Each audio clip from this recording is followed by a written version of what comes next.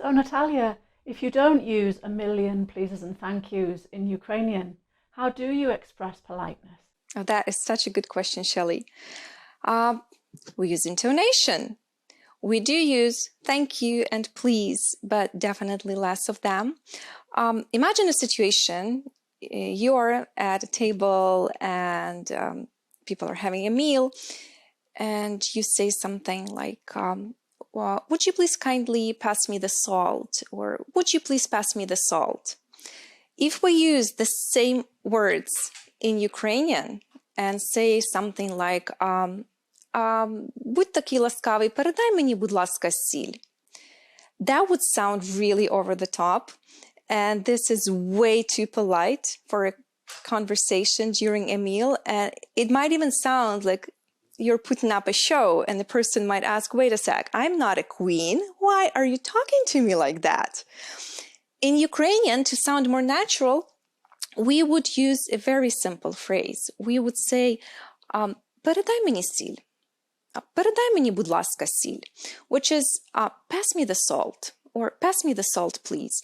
And that is absolutely enough with the right intonation. How would it sound with the wrong intonation, saying those same words?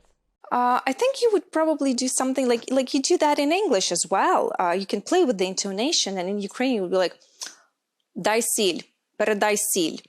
It's like, pass me the salt, you know. Yeah, you know, it's the same in English. Intonation makes it more polite for us too. So if we say, do you mind if I open the window? It doesn't sound polite if you say, do you mind if I open the window? The intonation's made it sound more polite. So we do use intonation, but I think that in English we bring in a lot of other things too.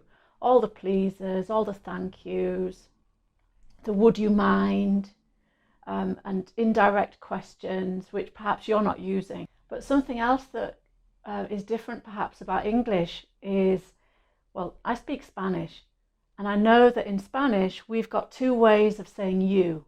There's the respectful form, which is usted, and there's the more familiar form, tú. I would use that if I was speaking to somebody who was my age or younger, but if I was speaking to somebody that's more senior or older than me, I would use the usted form, and that's just not available in the English language. Is that available in Ukraine? Yes, Shelley, absolutely. Yeah, we have the same, and we use different forms. One form is for seniors, for older people, and usually for strangers, when you meet a stranger. And then the other form is for the people you know and people your age. And again, that also influences the level of politeness or the degree of politeness.